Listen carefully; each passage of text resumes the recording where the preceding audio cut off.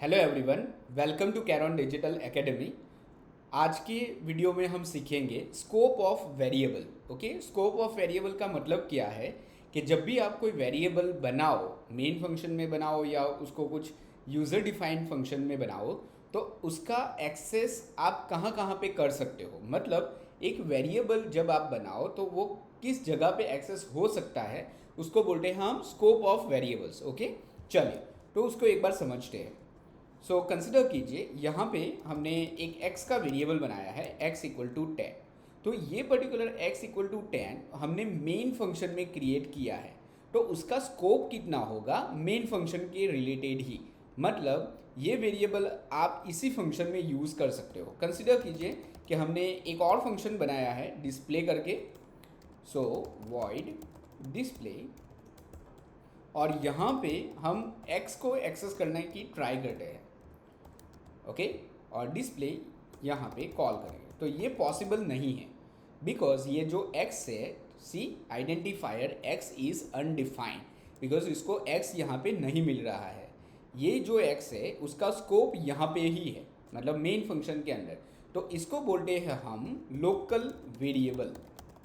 Okay, इसी तरह से अगर आपने कोई यहाँ पे y का वेरिएबल बनाया है और उसको आप यहाँ पे एक्सेस करने की ट्राई करोगे तो भी नहीं होगा, बिकॉज y का जो स्कोप है वो कितना है, पर्टिकुलर ये फंक्शन के रिलेटेड ही।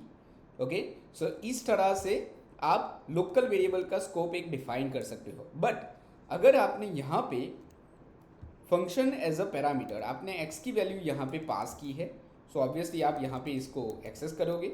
तो देखो x इक्वल टू 10 यहाँ पे पास हुआ, और ये x की वैल्यू ये x में कॉपी हुआ, और यहाँ पे 10 की जो वैल्यू है वो प्रिंट हो गई। सो परफेक्टली ये चल रहा है। लेकिन इसमें भी अगर आपने यहाँ पे लिखा है x equal to x plus 10 और फिर बाद में यहाँ पे x की वैल्यू आपने प्रिंट कराई, तो देखिए पहले x की वैल्यू 10 होगी, 10 पास हुआ यहाँ पे, और यहाँ पे x की वैल्यू में हमने 10 असाइन किया, लेकिन ये जो x है वो ये वेरिएबल में चेंज करेगा, नहीं कि ये वेरिएबल में। तो इसमें आउटपुट क्या होगा, डिस्प्ले x में 10 प्रिंट होगा और यहाँ पे भी 10 ही प्रिंट होगा, वो 20 नहीं लेगा। ठीक है, बिकॉज जो x की वैल्यू हमने चेंज की है, सो उसका स्कोप यहाँ तक ही होगा।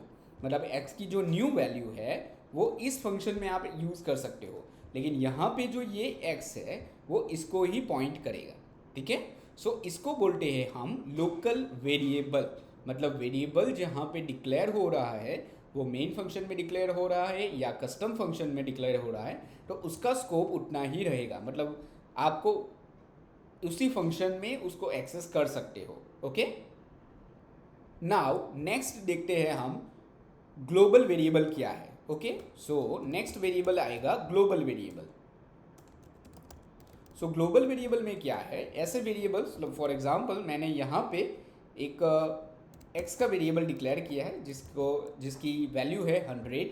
ठीक है, तो ये पर्टिकुलर जो वेरिएबल है वो हर जगह पे अभी एक्सेस हम कर सकते हैं। फॉर एग्जांपल ये डिस्प्ले में भी हम पैरामीटर अभी निकाल लेते हैं। देखिए, सो x इक्वल टू 100 हमने डिस्प्ले कॉल किया, तो यहाँ पे 100 प्रिंट हुआ, x की वैल्यू हमने चेंज कर दी, x प्लस 10 मतलब 110, तो वो डायरेक्टली ग्लोबल वेरिएबल में चेंज हो जाएगा और जो नई वैल्यू है वो यहाँ पे प्रिंट होगी।